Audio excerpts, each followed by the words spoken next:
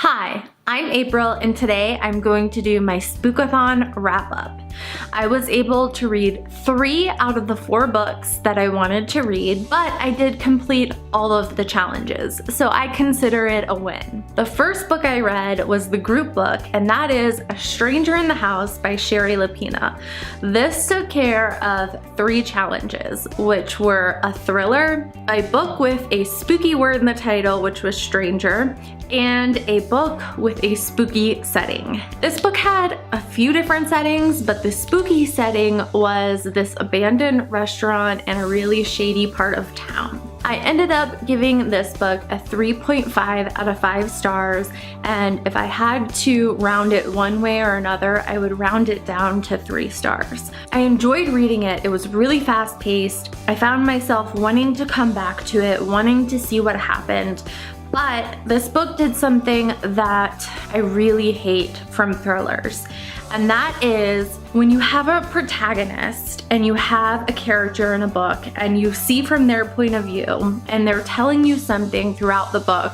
This is true, this is true, this is true, this is true, this is true, or this is something that has happened, this has happened, and then all of a sudden, near the end, for a plot device, this is untrue, or this hasn't happened, this is untrue.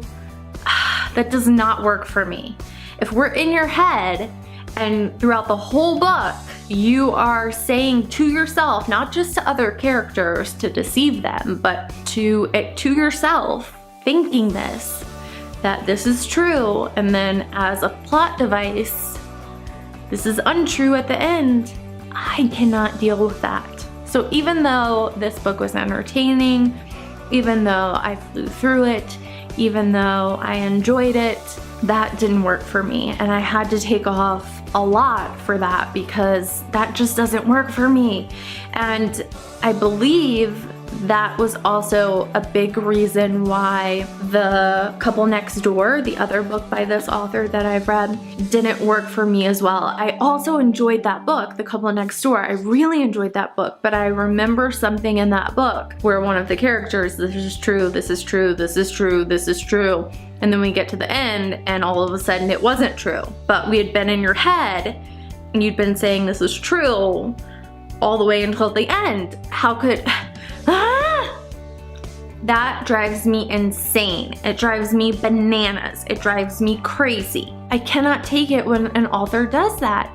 It seems lazy. It seems like you couldn't come up with another reason or another plot twist or another way to make it work. So you have to write it that way, and it doesn't work for me as a reader. It just doesn't. So I enjoyed this book. I would recommend it as a psychological thriller. I would read this again knowing that that happened, and I am glad that I read it, but that one thing really irks me about this. And there were some other things in here that I didn't love, but again, it was so fast-paced. I basically read this in a day. I really enjoyed it, and except for a couple of things, it was fun. Also, I forgot, this is also the book that is based on a childhood fear, because my childhood fear was a stranger in my home. So this also counted for that. It counted for 4 out of 5 of the challenges. So thank goodness for this book and reading this book first. Yay! The next book that I read is a nonfiction book, and that is The Four Tendencies by Gretchen Rubin. And this counted for a book with the color orange on the cover. This is not the typical book for a Spookathon book, but I wanted to read this for my business, and I'm really glad that I did. This was a fantastic read. This is all about 4 different personality types, and they are called the upholder, the obliger, the questioner, and the rebel. And if you love taking personality tests, if you love learning about how your personality can make you more productive and the pros and cons of your personality and how you can better get things done and be a better spouse and be better at work and those sorts of things, you would really love this book. It would also help you to figure out how to work better with the other personality types as well. And if your spouse is a different personality type, how to work with your spouse better and get along with your spouse better and speak to your spouse so that they hear you differently and so that you're communicating better. So this is a really great book. I highly recommend it. I give this 5 out of 5 stars. Absolutely. Definitely recommend this one and think it is probably my favorite out of all of the books I have read by Gretchen Rubin. Not saying a lot because I've loved her other books that I've read. So 5 out of 5 on this one. So good. The third book that I was able to read during Spookathon was The Best Day Ever by Kara Rauda.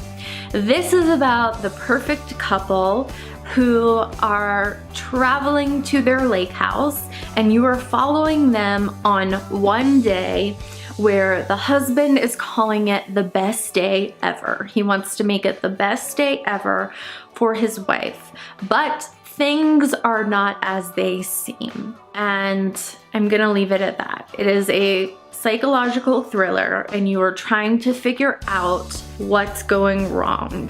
And you start to see right away kind of cracks in issues and things don't seem quite right and you're trying to figure it out. And you're following this couple through their journey to their lake house and at their lake house and on their date and after their date and that evening. So it's just this one day in their lives. It's very interesting. The first 100 pages, I was engaged, but I was thinking, okay, come on, I want something more. I'm ready for somebody to stab somebody with a fork or something. Come on, give me something.